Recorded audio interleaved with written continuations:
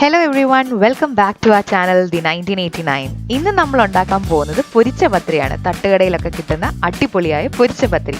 അപ്പോൾ നമുക്ക് വേഗം വീഡിയോയിലേക്ക് പോയാലോ? അപ്പോൾ നമ്മൾ പറഞ്ഞതുപോലെ നമ്മൾ ഉണ്ടാക്കാൻ പോകുന്ന പൊരിച്ച പത്തിരിക്ക് വേണ്ട ഇൻഗ്രീഡിയൻസ് എന്തൊക്കെയാണെന്ന് ഞാൻ പറയാം. ഞാനിപ്പം ഈ ഒരു കപ്പിൽ ഒരു കപ്പ് അരിപ്പൊടിയാണ് എടുത്തിരിക്കുന്നത്. നിങ്ങൾക്ക് പത്തിരിപ്പൊടിയോ അരിപ്പൊടിയോ എന്ത് വേണമെങ്കിലും എടുക്കാം. അപ്പം ഈ ഒരു കപ്പിലാണ് ഞാൻ മെഷർമെൻറ്റ് എടുത്തിരിക്കുന്നത്. അപ്പം ഞാൻ ഈ ഒരു കപ്പ് അരിപ്പൊടിക്ക് ഞാൻ 1.5 കപ്പ് വെള്ളമാണ് ഇവിടെ എടുക്കുന്നത്. ചിലർക്ക് ചിലപ്പോൾ അരിപ്പൊടിയിൽ വ്യത്യാസങ്ങളൊക്കെ ഉണ്ടാവും. അപ്പോൾ നിങ്ങൾ ചിലപ്പം ഈ അരിപ്പൊടിയുടെ നിങ്ങൾ ഒഴിക്കുന്ന വെള്ളത്തിൻ്റെ അളവ് ചിലപ്പോൾ മാറാം. അപ്പം കൂടുതലൊക്കെ വെള്ളമായി പോയിട്ടുണ്ടെങ്കിൽ അരിപ്പൊടി കുറച്ചും കൂടെ ചേർത്ത് കൊടുത്താൽ മതി. അപ്പോൾ എൻ്റെ ഈ അരിപ്പൊടിക്ക് 1.5 കപ്പ് വെള്ളമാണ് വേണ്ടത്. ഇതൊന്ന് നല്ലപോലെ കുഴച്ചെടുക്കാനായിട്ട്. പിന്നെ ഞാൻ ഒരു പിടി തേങ്ങയും ഒരു 2 ചെറിയുള്ളിയും അതേപോലെ തന്നെ കുറച്ച് ക്യുമിൻ സീഡ്സും എടുത്ത് വെച്ചിട്ടുണ്ട്. ഈ 3 എണ്ണം നമ്മളൊന്ന് ഒതുക്കിയെടുക്കും മിക്സിയിൽ. എന്നിട്ട് ഇതും നമ്മൾ ഈ അരിപ്പൊടിക്കകത്തിട്ട് നല്ലപോലെ കുഴച്ചെടുക്കും. അപ്പോൾ നമുക്കിനി വെള്ളം ചൂടാകാൻ വെക്കാം. വെള്ളം ഈ അരിപ്പൊടി വാട്ടിയെടുക്കാൻ നല്ല ചൂട് വെള്ളം വേണം. അപ്പോൾ നമുക്ക് വെള്ളം ചൂടാകാൻ വെച്ചതിന് ശേഷം അരിപ്പൊടി ഇട്ടിട്ട് നമുക്ക് മിക്സ് ചെയ്യാം. അപ്പോൾ ഞാനിപ്പം അടുപ്പത്ത് ഒരു പാൻ വെച്ചിട്ടുണ്ട്. ഇനി നമ്മൾ ഇതിൻ്റെ അകത്തോട്ട് നല്ല ചൂട് വെള്ളമാണ് ഒഴിച്ചു കൊടുക്കേണ്ടത്. അപ്പോൾ ഞാനിവിടെ ചൂടുവെള്ളം കെറ്റിൽ ഓൾറെഡി ഞാൻ ചൂടുവെള്ളം ആക്കി വെച്ചിട്ടുണ്ട്. അപ്പോൾ ഞാൻ 1.5 കപ്പ് ചൂടുവെള്ളം ഞാൻ ഒഴിച്ചു കൊടുക്കുകയാണ്.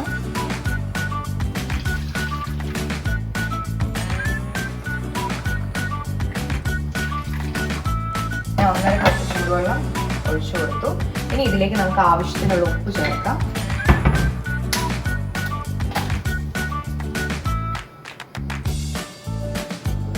ആവശ്യത്തിനുള്ള ഉപ്പ് ചേർത്തതിന് ശേഷം ഇതൊന്ന് തിള വരുമ്പോൾ നമുക്കിതിൻ്റെ അകത്തോട്ട് അരിപ്പൊടി ഇട്ട് കുഴച്ചെടുക്കാം. നമ്മുടെ വെള്ളം നല്ലപോലെ തിളച്ച് വരുന്നുണ്ട്. അതിൻ്റെ അകത്തേക്ക് നമ്മൾ ഈ പൊടി ഇട്ട് കൊടുക്കുകയാണ്. ഞാൻ നേരത്തെ കാണിച്ചു തന്ന പൊടി ഇട്ട ഉടനെ തന്നെ നല്ലപോലെ മിക്സ് ചെയ്യണം, ഇല്ലെങ്കിൽ കട്ട പിടിക്കും.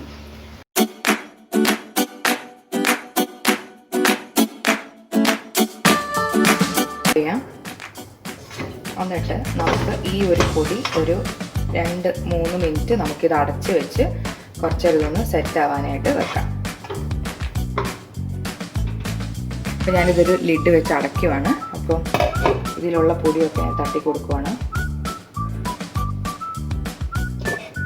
നമുക്കൊന്ന് അടച്ച് വെക്കാം. അപ്പോൾ ഇത് നല്ലപോലെ ഇരുന്നൊന്ന് സെറ്റാവും. ഈ സെറ്റായതിനു ശേഷം ഒരു 5 മിനിറ്റ് കഴിയുമ്പോൾ നമുക്കിതിട്ട് ചൂടോടുകൂടി കുഴയ്ക്കാം. അപ്പം ഈ ഒരു 2-3 മിനിറ്റിൻ്റെ അകത്ത് നമുക്ക് ആ നേരത്തെ പറഞ്ഞ തേങ്ങയും നേരത്തെ പറഞ്ഞിട്ടുള്ള ഈ കൂട്ടൊന്ന് മിക്സിയിൽ ഒന്ന് ചതച്ചെടുക്കാം.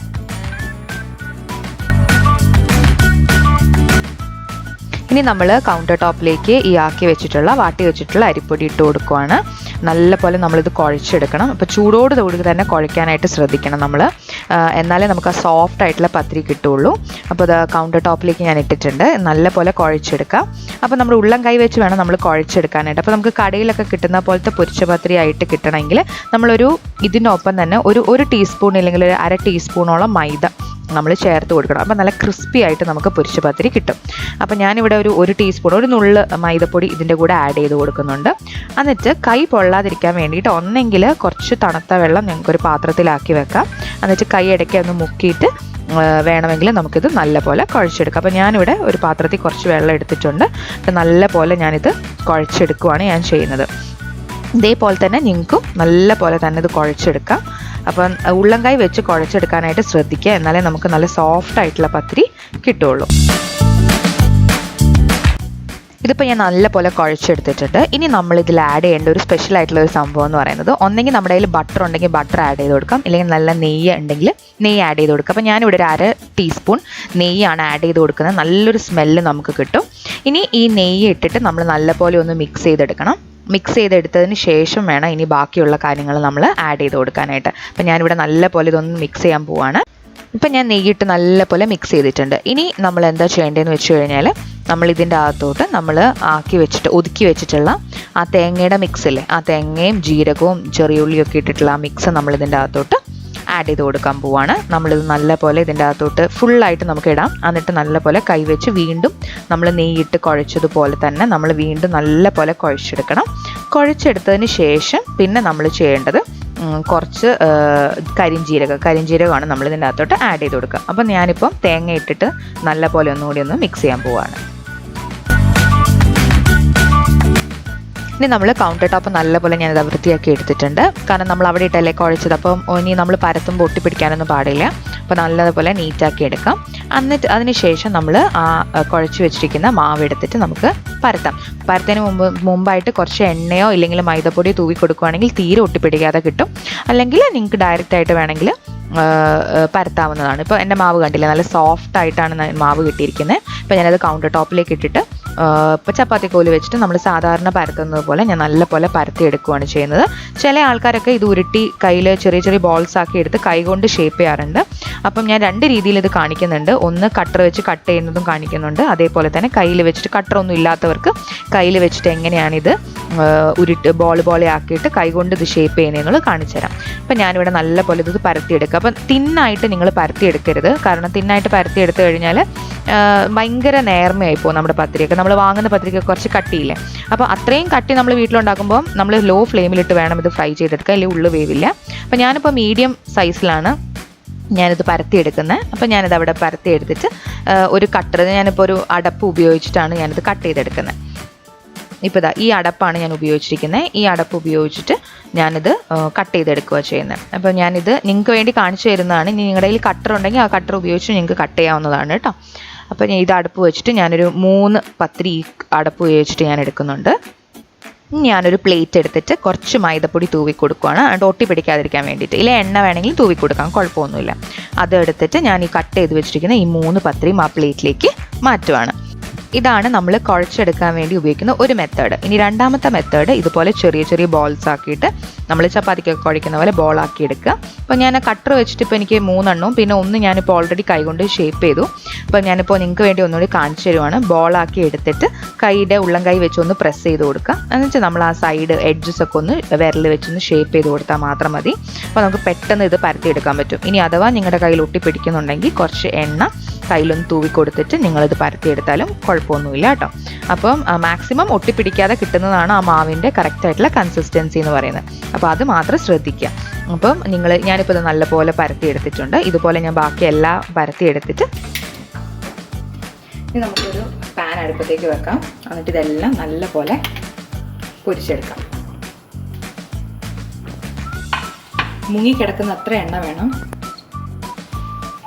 അപ്പോൾ നല്ലപോലെ ഒന്ന് ചൂടായതിനു ശേഷം നമുക്ക് എണ്ണ ഒഴിച്ച് അല്ലെങ്കിൽ ഓയിൽ ഒഴിച്ചിട്ട് നമുക്കിത് ഓരോന്നായിട്ട് വറുത്തെടുക്കാം.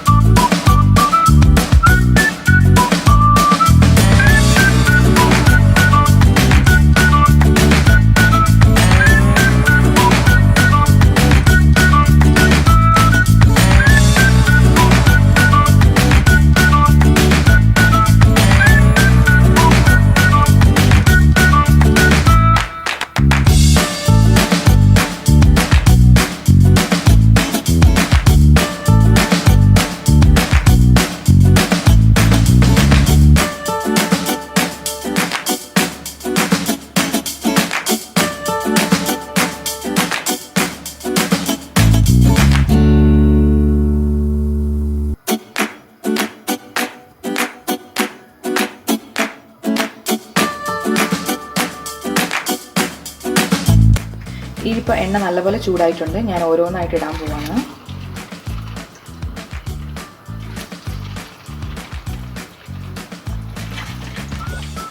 നല്ലപോലെ മുങ്ങി കിടക്കുന്ന രീതിയിലിടണം. തീ ഒന്ന് ഒരു മീഡിയം ഫ്ലെയിമിലാക്കി കൊടുക്കണം. കാരണം പെട്ടെന്ന് ബ്രൗൺ കളർ ആവില്ലെങ്കിൽ അപ്പോൾ ഉള്ളു വേവില്ല. ഇത് നല്ലപോലെ ആയി കഴിയുമ്പോൾ നമുക്കിത് മറിച്ചിടാം.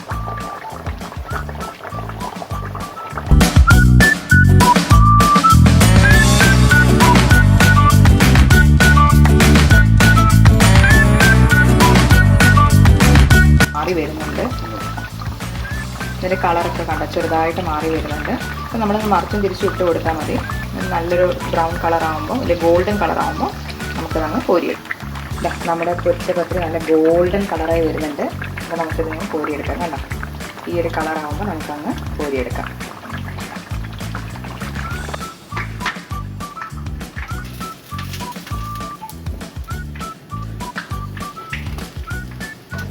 ഇട്ട് കൊടുക്കാം.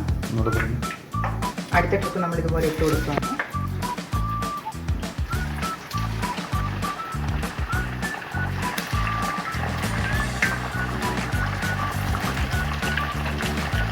ഞാൻ ഈ പൊരിച്ച പത്തിരിയുടെ കൂടെ ഞാൻ പൊരിച്ച പത്രിയുടെ കൂടെ ഞാൻ സെർവ് ചെയ്യുന്നത് ചിക്കൻ കറിയാണ്. അപ്പോൾ പൊരിച്ച പത്രി സെക്കൻഡ് ട്രിപ്പ് ഇവിടെ റെഡി ആയിക്കൊണ്ടിരിക്കുകയാണ്. അപ്പോൾ അതിൻ്റെ കൂടെ ഞാൻ കഴിക്കാൻ കൊടുക്കുന്നത് ചിക്കൻ കറിയാണ് ഇച്ചായന്. കാരണം ഇതിൻ്റെ കൂടെ ഇച്ചാൻ ഇഷ്ടമുള്ള ബെസ്റ്റ് കറി എന്ന് പറയുന്നത് ചിക്കനാണ്. അപ്പം നമുക്കിത് രണ്ടും കൂടി ഇനി ഇത് വറുത്ത് കിട്ടിയതിന് ശേഷം നമുക്കിത് രണ്ടും കൂടി സെർവ് ചെയ്തിട്ട് എനിക്ക് ഞങ്ങൾ കാണിച്ചു തരാം. നമുക്ക് സെക്കൻഡ് ട്രിപ്പ് പത്തിരി എടുക്കാം. നല്ലപോലെ എണ്ണ കളഞ്ഞെടുക്കണം.